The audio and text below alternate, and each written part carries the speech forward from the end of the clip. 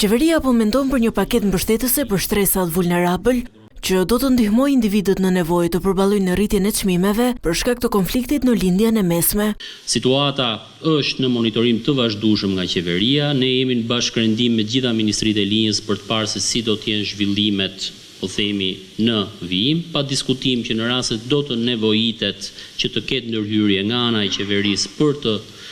prezantuar paketa ndihmëse, sidomos për shtresat në nevojë, pa diskutim që do t'i marrim të gjitha masat e nevojshme dhe vetë rezultatet na e mundsojnë këtë gjë. Ministri Malaj shpjegoi edhe si do të bëhet ulja e akcizës së naftës me 20% si një mekanizëm për të mbrojtur qytetarët nga çmimet e larta të karburanteve. Në momentin që bordi i transparencës do të mblidhet dhe do të përcaktojë që çmimi i tregtimit me pakicë do të jetë 221 lekë, automatikisht në ato moment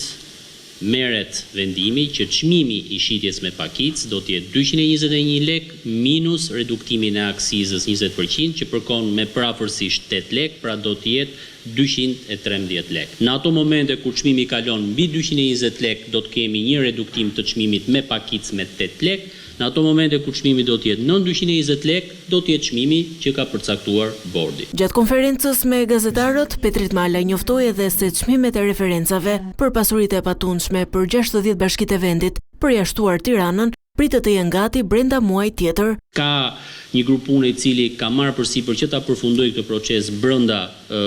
muajit prill 2026. Arsyeja pse u shty në kohë me çmimet ishte sepse si rezultati i punës së bërë nga grupi i punës u vërejtën diferenca midis çmimeve të cilat janë të regjistruara pranë zyrave të kadastrës fiskale dhe çmimeve që realisht rezultonin nga kontrollet që u shtruan në terren. Sa i takon paqes fiskale dhe fshirjes së detyrimeve të prapambetura, dy nisma të hyra në fuqi prej 1 janarit, por për të cilat nuk ka nisur ende zbatimi, qeveria i ka përcjell aktet nënligjore te ndërkombëtarët për sugjerime dhe ndërhyrje nga ana e tyre.